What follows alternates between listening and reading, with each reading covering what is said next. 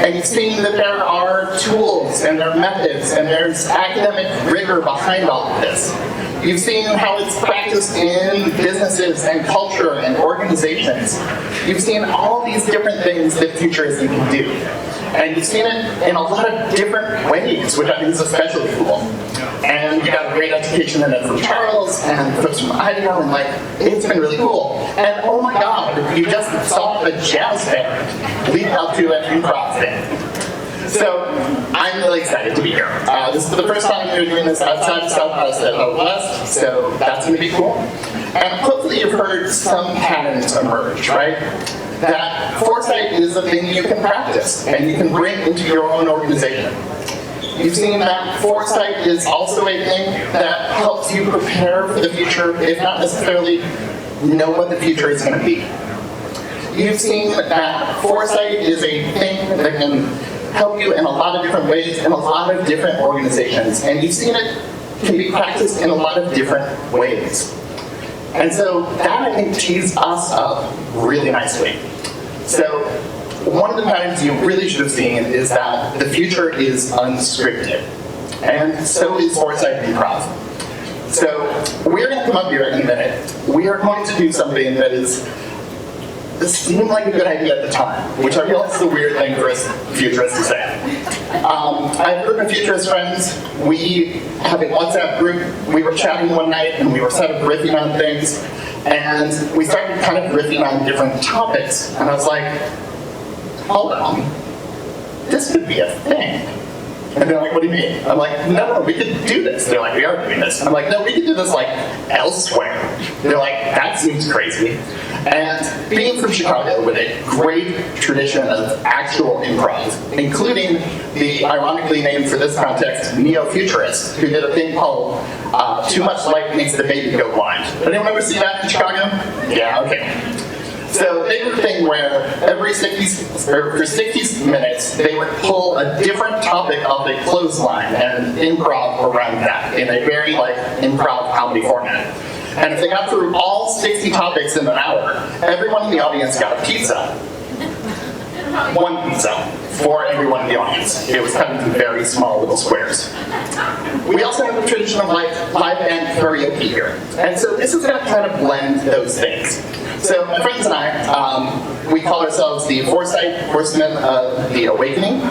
We were originally the Foresight Horsemen of the Apocalypse, and our friend Neil Redding was like, dude, that's dark. And we're like, okay, we'll be more optimistic. So Foresight Horsemen of the Awakening, Ian B. Kraft, Andy Hardy, Alexandra Whittington, and I, and we pitched this crazy idea to South by Southwest, and they took it. And so we did it. And we got up and we're like, this is either going to be a train wreck or the best thing in the world, and we will not know together until it's end. And as I was chatting with Doug and telling him that earlier, he was like, well, even if it's a train wreck for you, dude, it's going to be fun for us. So yes, hopefully you will all enjoy, even if we all crash and burn. We are going to get up here. We're going to riff on whatever futures you have asked us to do. And that is the improv part. This is not improv in a Second City sort of way, although Alex is actually trained in Second City. This is not necessarily going to be funny, although it might. It might also be really dark because it's the future. But we will try to be optimistic about things. We will try not to end everything with, and then they all die. Although we will. I mean, let's face it. I know there's some jokey people out there who are like, no, we'll live forever, but they're wrong. So we are going to riff on these topics. We are going to do it in a format. So we talked about structures just now, that you can improvise within structures. And our structure is we are going to take however many of these things we can do and however much time we have. We are each going to take that topic for 1 minute and we are going to relay through.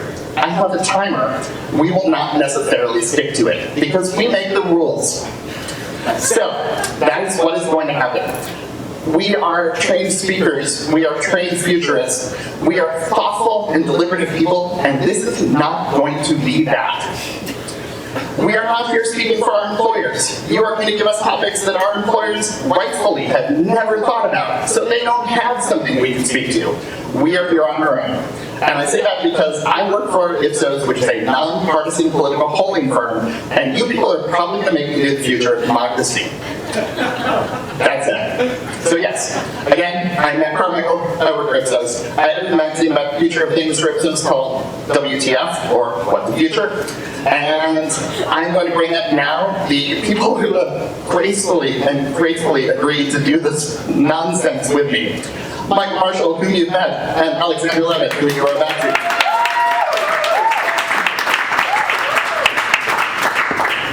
There's one more mic for Alex over there, I think. Okay. I will let them introduce themselves, and while they do that, I'm going to see what topics we have to do.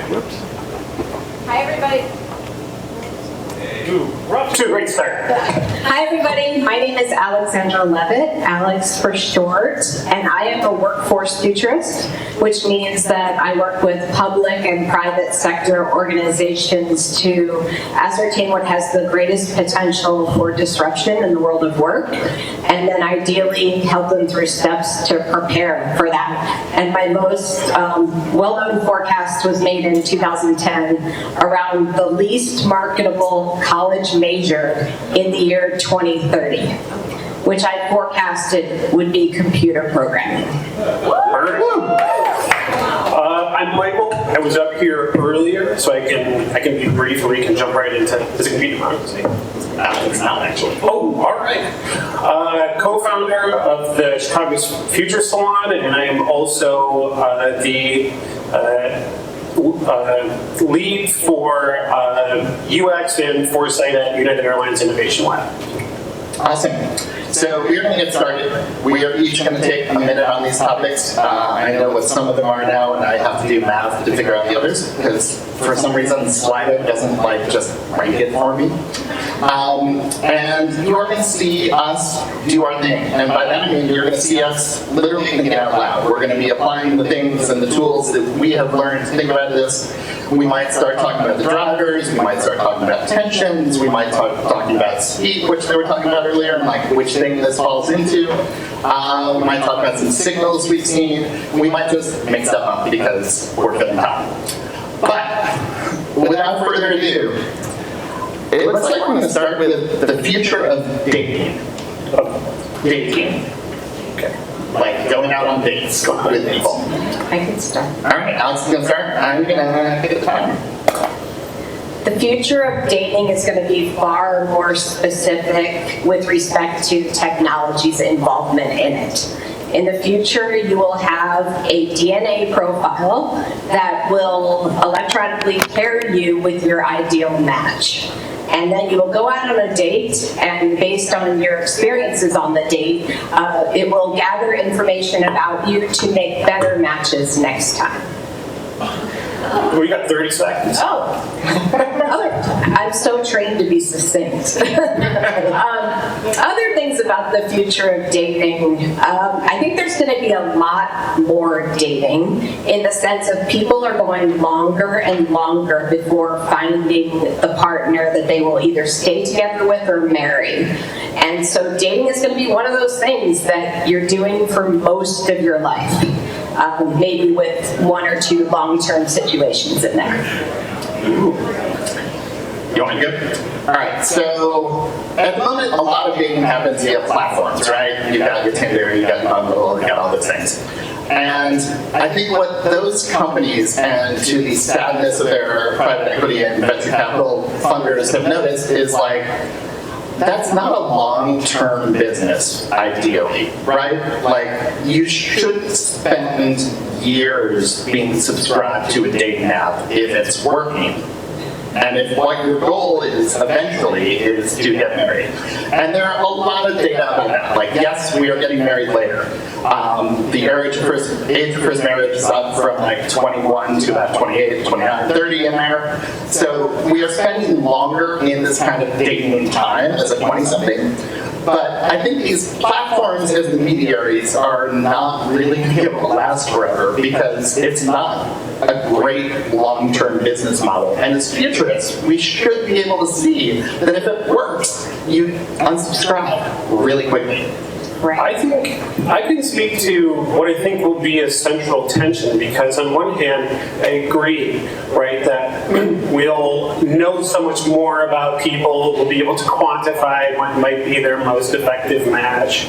So there could be ways where some of these platforms become more efficient, or, you know, where you're digging more people in order to optimize your match. But at the same time, I'm going to play this card, even though my wife isn't here, that, like, there are still sort of fundamental parts of our culture of opposites attract, and the value of serendipity and the sense of true love, and those things just don't go away, right? Because you have an app for that. So the future has a key tension between this optimization versus that novelty and serendipity.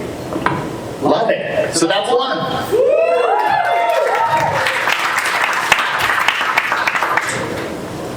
All right. Yeah. I'm gonna choose to close with our number 2 thing and not go in order, because again, we make the rules. He makes the rules. And that's going to bring us then to the future. This is kind of ironic. Of nostalgia. I think I have to reset this and get it started. You got this.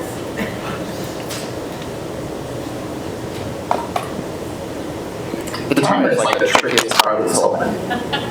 All right, nostalgia. Anyone want to dive in, or are you going to beat this? I think so. Nostalgia is an interesting concept because it's dependent on a particular idea of not just how time works, but how time advances, and it changes things as they go. So you have this sort of cultural memory that's sort of smoothed out and paints a rosy picture of something that's happened. But in order to do that, when you're talking about the 70s or the 80s or something like that, there also has to be a slower and more stable process of change. As we're in an era that's increasingly uncertain and disruptive, and cultural production is very chaotic, we might find that cycles of nostalgia versus production almost happen simultaneously, right? Almost in the way that people are already almost a little bit nostalgic about stay-at-home orders during the pandemic. Wow, yeah. So nostalgia is kind of one of the big key Ipsos global trends. It's the thing we think about a lot. And it's a very core human value. We all have this kind of longing for these comfortable situations that we think we used to live in. But the problem with that is that we also at the moment all feel like all the systems are broken. And so nostalgia is a really easy place for us to go back to. And it's easy then to gloss over that the past wasn't always great for everyone. It wasn't even always great for us. It wasn't great day to day necessarily, and it changed a lot. But I think nostalgia is going to become more and more of a powerful emotion as we feel more and more uncertain about things, as the future changes rapidly and not necessarily in ways that we think are great.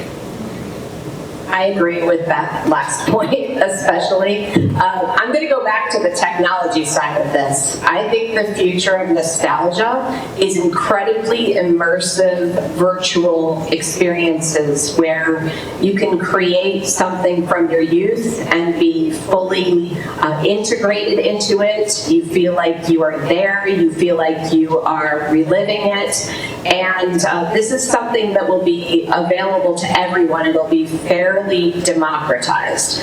So it's an experience that I think will become human to have that, not just nostalgia that's in your mind or in like a static piece of media, but something that you can actually live in, with of course the danger being that you would rather live in this virtual nostalgia driven world than in your real life.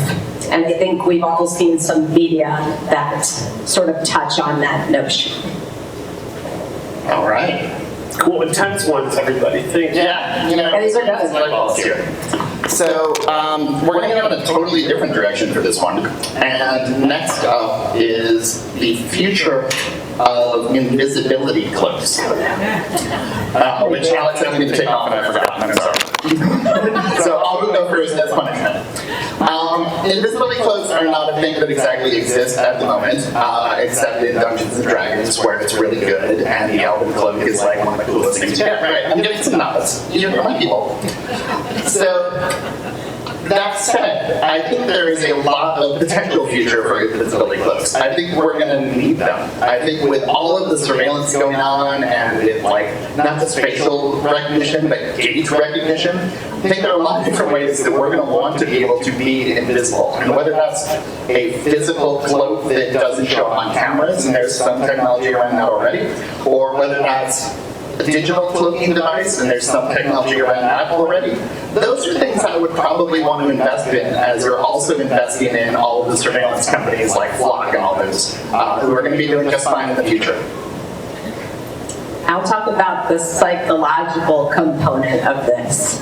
I think the ability to make yourself invisible via a cloak or anything else will cause people to become increasingly neurotic and worried about who's watching them, and if they hear something about themselves that they wish they hadn't heard, but they heard because they're invisible, it really might start to get in their head. So I would be very concerned about the human psychological response to such a technology, although I do agree that it will come in handy in this age of employee, especially that's my area, employee monitoring and general governmental surveillance.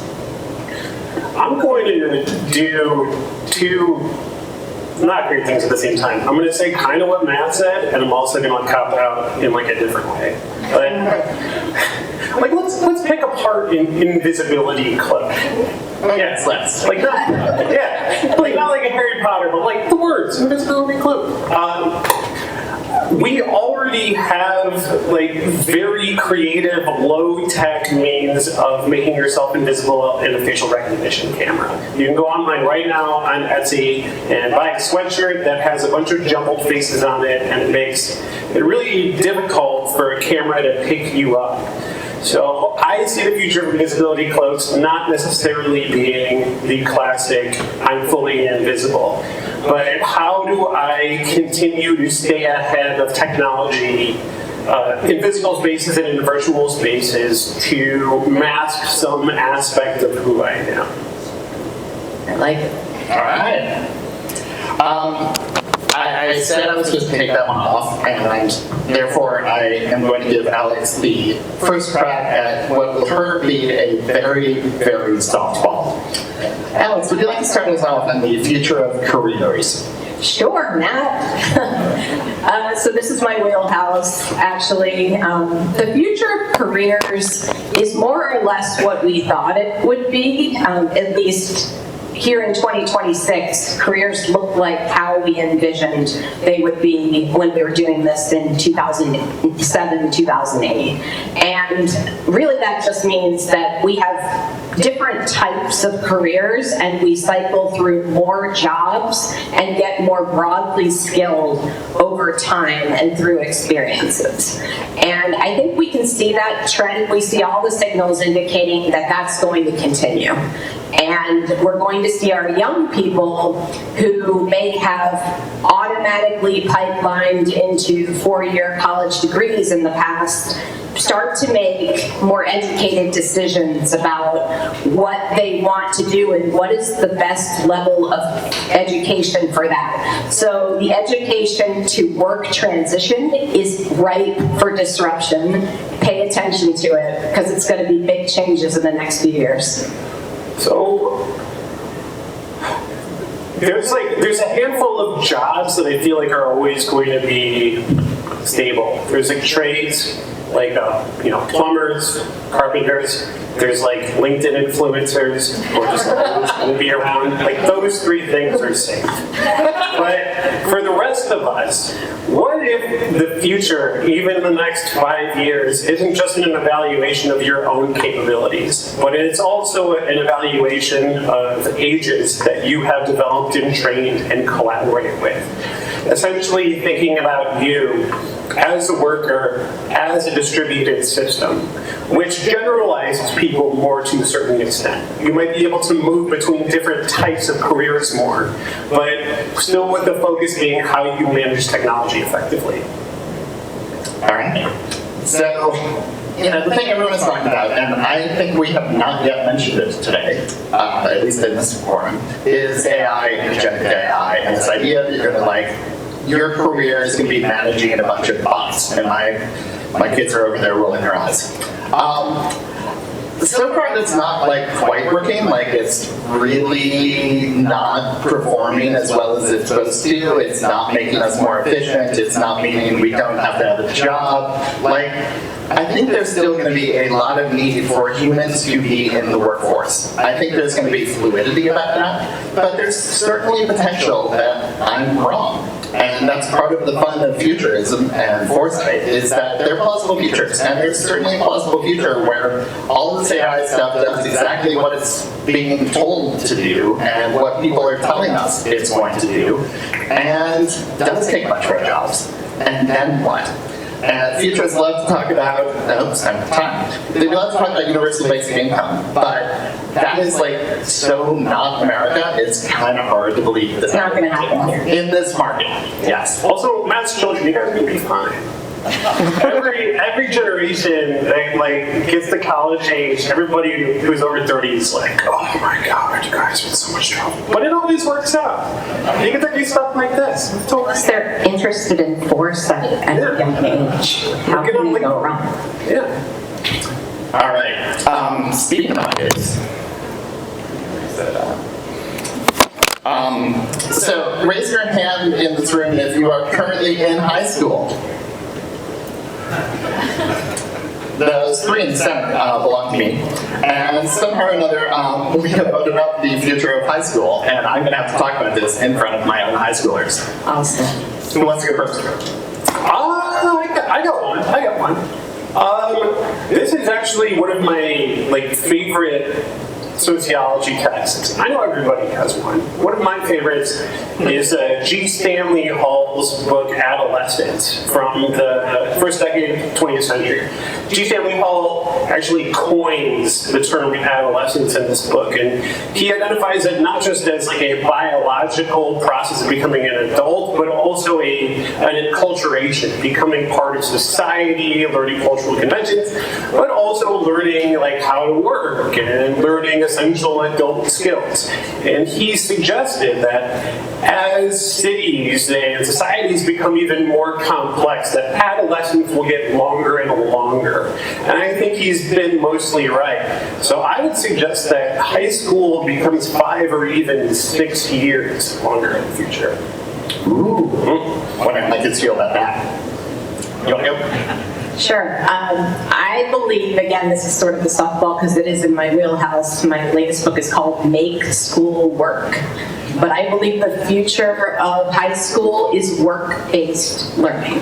And what does that mean? Well, it's effectively that you are not just going to school to learn academic topics that you might never use again, but that you are going into the school environment, which is very closely tied to how to work in the real world, as Michael said, which is tied to a very specific job you might have in a manufacturing organization, for example, so that by the time you graduate high school, you will be well prepared for a career, and in fact, you will already be in a career, so then you can make an educated decision about whether you are going to go to college, whether that makes sense for you, and if so, can your employer help pay for it? All right. I'm going to go in a really different direction and go back a bit. So, when my kids were born, my mom gave me the book that she used when I was born, my sister was born. And I was like, oh my god, this is perfect. This is going to unlock all the secrets of parenthood because, my sister and I turned out well, so this book must really work. And it was by a household name childhood psychologist who you would even know to this day. And I open it up and I start reading, looking for all the answers. And it starts out with, now that the child is 2 weeks old, the father is able to come visit it at the hospital. And he can come and bring his friends, and they can all smoke cigars. And it gave this amazing piece of advice that as the mom is taking the kid home from the hospital, she should cradle the baby in her left elbow, because if she holds it in the right elbow, she will bang it against the side of the car door as she goes to her bus.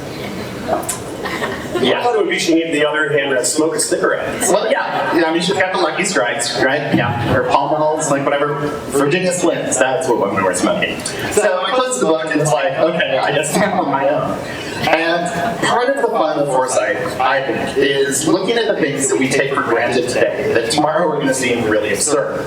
And I think as a parent of high schoolers, and they are going to roll their eyes so hard when I say this, I think the amount of technology we are giving to our kids early on is really not doing anybody favors. Oh, there's the eyeball right there. Only one of them's rolling their eyes. And I think we are going to have to kind of rethink education, not only in terms of what we don't give them, but what we do give them and what we have them do with that. Because it's still important for them to learn about technology, but there's a lot that goes with that. All right. My kids are not bugging. And on like a daily basis, do you just do this kind of unconsciously now, where you're like, future of traffic violation? No, but maybe we'll start this as like a fun game. If you're trying to fall asleep at night, this is a great exercise. You guys voted up dinosaur theme parks.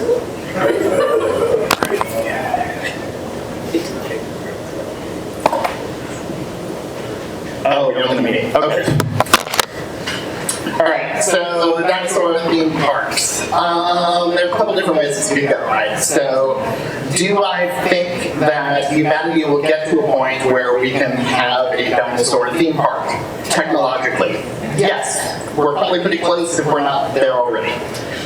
Do I think humanity is dumb enough not to have learned anything from Jurassic Park? Yes, 100%. I think we are capable of building Jurassic Park and doing it no better than they did in the movie. Do I think the Jurassic Park franchise will continue to do well? Yes, because it shows how dumb humans are and people love movies about that. That said, I also am strangely bullish on the metaverse in the long term, not the short term. And I think eventually we will get to like virtual dinosaur theme parks that will actually be really cool and maybe not actually eat us. Dinosaur theme parks. I'm also bullish on the metaverse, by the way, but when it comes to dinosaur theme parks in particular, I view this as one of those situations where, yes, it's going to be technologically feasible, and we're actually going to crave something like that, because we will be having so many of our experiences in the virtual world, and there will also be a limit to what we can experience in person, because climate disruption is going to continue to narrow our field of experience. And so something like a dinosaur theme park is like this crazy, like human entertainment experience that will really get people excited in a way that nothing else will. And so I think it's going to be hard to walk away from the demand for this kind of thing as soon as it becomes feasible. All right, I panicked a little bit, but I think I got it. So there's, I got it. Okay. No, we'll see. There's a French theorist from the 1980s named Jean Baudrillard. He talked about this theory of simulation and simulacra, and he said that people are moving further and further away from the authentic experience of things, to the point where, at a certain point, these fake things will actually not just be indistinguishable than the real thing, they'll be the real thing. Dinosaur theme park. I thought that was like just a Cheesecake Factory, and we can talk about that later. Let's talk about it in a minute. Cheesecake Factory and simulation. But anyway, dinosaur theme park. So, dinosaur theme parks, the way that we've represented dinosaurs in all media is wrong. That's not how they behave, and that's not how they look. So, an actual dinosaur theme park would actually be much more a reflection of the historical media. It would be this ultimate moment in the future of us favoring this virtual kind of media constructed thing over authenticity. All right. I think we have time for maybe like 2 more of these. There's one that we clearly have to close. There's also Bougie Yard fans out there, by the way. All of what? If anybody wants to talk about that at like 1 in the morning, just let me know. Nice. All right, maybe we have to do 3 more. All right. Again, this thing doesn't rank, so I have to just keep scrolling back and through. And it looks like commuting, but that's kind of close to work. You want us to do commuting? Yes. Yes? Okay. I'll go first. Commuting. So, back to all the career stuff. That's going to really impact how the future of commuting works. And the US is going to continue to be really stupid about this compared to the rest of the world, which has figured out that like fossil fuels are bad and public transportation is good and walkability is a good thing. And like there are pockets of the US that have figured that out, but most of them have not. And I realized I didn't start the timer, so I'm just going to bam. But I think gravity is still going to take us in certain directions. We are going to have to figure out how to make commuting be less terrible, both for humans and for the environment around us. I don't think the US is going to lead the way, even though we've got plenty of smart urbanists here. But I think we just have to anyway. This one's interesting. So, like Matt, I had children that are 18 and 15, and back when they were born, I made an informal forecast that my son, the one who's 18, would learn to drive a regular car, and his sister, who's 15, would drive a self-driving car. It's kind of close, because the 15-year-old isn't driving yet, and this is already happening. So I think the future of commuting has something to do with you being driven around, which in a way is worse than public transportation because you still have a lot of cars on the road, even if they're not being driven by humans. But I do see that being a thing where now you can sit on the train and do your work. Well, if you're in a car, you can also sit there and do your work. And won't that be more appealing than being on a train? I feel weirdly a little bit more optimistic about the future of commuting in the US, and I think because there's some interesting recent historical analogs here. I would imagine that even in the next 15 to 20 years, we're going to talk about some major city investing and developing an autonomous corridor. So like not the entire city is, going to be an automated space, but particular commuting corridors will emerge. I mean, we already have highways, but when I think about this, I think about Boston's Big Dig, right? Back in the 90s and the odds, it was huge, it was costly, and it was a whole process of putting an underground highway to get rid of commuting traffic, but ultimately it paid off really well for the city and created a bunch of new green spaces. So I feel like there's already an established formula for introducing something like that, autonomous. I'm going to quickly yes and this, which I'm not allowed to do, but I'm going to anyway. The problem with that in Chicago, and I say this just because it's one of my favorite soapboxes, is that the freaking parking meter deal that Mayor Daley did meant that we can't take parts of the road back without paying for the meters that we are replacing. So if we take a lane out of previously parking things to have an autonomous thing in Chicago, we have to pay those guys who already made their money back for as if that meter were fully booked forever. Isn't that awesome? Do they want Lower Chicago Drive? What about Lower Wacker Drive? They can have that one, right? They can have Lower Wacker. All Chicago chaos leads back to parking. Yes, that is true everywhere. All right, I think we have time for one more, and unfortunately we have to close with this one, but it's one we often close with. So before we get to that, I want to say thank you all for coming out. I'm going to put another QR code up here just in case. As you are going, we have stickers.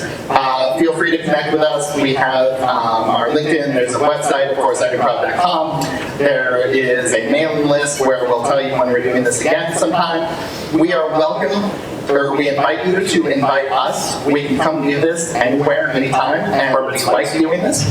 What's that? Bar mitzvahs. Bar mitzvahs. Silent I'd love to do this at a bar mitzvah. The future of bar mitzvahs. I don't know. I'll take that one. Yeah, right. So, do all of that. I hope that while you've been here, you've seen us kind of thinking out loud. Like, you've heard us frame the discussion. You've heard us talk about different timelines or how this might work from one market or another market. Like, this could happen or that could happen. Here's some signals we've seen that lead us to this kind of thing. And we are clearly just making this all up as we go, including myself right now making all of this up. So thank you all for coming out. We're going to close with what is hopefully a hopeful, but maybe not, but of course always one of the top voted, which is the future of democracy. Oh man, already? Yeah, you know, we had to go there. I'm gonna give big positive spin on this one. I think democracy, like most things, comes and goes in cycles. So empires rise, empires fall. We have autocratic regimes, we have democratic regimes, we have republics. And so there's no denying that in the next couple of years, we, especially here in the US, but really globally, we are seeing a pull toward more authoritarian regimes. But I think ultimately, democracy will prevail. So it will come back, but it won't be without its hiccups. And I think particularly for people who are in the baby boomer, Gen X, millennial age groups, it's very jarring to us because we always kind of took democracy for granted and figured that that was going to how we're going to live our whole lives. And now we're seeing kind of the basic structures fray at the edges, which is a challenging place to be. But in the long term, I think we're going to be okay with democracy. So, okay, that's no timer, that's great. I feel like the unspoken part of democracy when everybody voted for it was American national democratic systems. And I'm not going to touch that because I'm going to cop out. So, listen, people have always voted on stuff. You know, humans are social animals, and we like a consensus and the sense of social ties. So, like, especially at a local level, usually kind of people kind of work things out and kind of come to a compromise. So at least like the elements of democracy are pretty endemic to like the social human experience. So I don't think anybody should be like terribly concerned that democracy wholesale disappears, but rather there could be changes in the formations that happen at local, state, national, and international levels. All right. So, show of hands. Who wants me to go optimistic and who wants me to go dystopian? Let's see the dystopian hands. Woo! And the optimistic hands. Ooh, it's pretty split. All right, we'll split it, which is fantastic because, as I mentioned, I am a nonpartisan political pollster, so there are certain things I can and will not say. But it's hard to talk about democracy and not acknowledge the name on the building outside the window quite literally looming over us. So the present looks a little tenuous in America, I gotta say. And I'm gonna frame this as an American problem. I think there are definitely plausible futures where democracy in America is troubled. I think all the signals are there, all the historians are looking at the things and a little freaked out about it. That said, nothing is done yet. History does happen in cycles. Maybe we're in a downward spin and we will come back up the other side. And I was at a stop by taping of a Scott Galloway podcast, and he was like, the optimists have eaten the pessimists for lunch in the long term. Like, everybody who is bet against the good in this country has gone down. And everyone who is bet against the economy getting better, our jobs getting better, our lifespans getting better, our health getting better, we've just kept getting better. And the people who invest in that are doing well for themselves. So I would challenge all of us, not just to think about the futures as we are doing that we could be headed for, but to think about the futures that you want to be headed for. You are the people, literally, who can help decide that. You are civically minded, you are here, you are engaged, you are thinking about the future. Go make a future that doesn't suck. And I say that not just for myself and yourself and literally my children who are like sitting here staring at me and giving me whatever this little heart thing is that Gen Alphas do at the moment. But go forth, make a better future. Find the future you want. We have given you lots of tools to think about it, lots of frameworks to plan it. Take that into your organizations, figure it out, and make a future that does not stop. And I can't think of a better note to end on. So I want you to please give it up for Alex and Michael, who don't do this very often, but took it on today. Again, I'm Carmichael. I'm one of the founding Foresight horsemen of the apocalypse. Or sorry, the awakening. It was the apocalypse because for you people, and the awakening for you people. Well, also, thank you to Matt for putting this on in Chicago. Thank you to the Chicago Feature Salon for hosting this awesome day, and all of our previous presenters, and a freaking jazz band again. Thank you to the sponsors. I will let you do that, unless Michael wants to come up and, okay, yep. So we'll get off the stage, we'll hand it back to our host. I think there's still some cocktails left in the back, and if not, we'll see you at the bar. Thanks, everybody. Yeah. So I also want to thank our speakers. Thank you, Charles, Jen, everyone that has came here and done this just on their own time.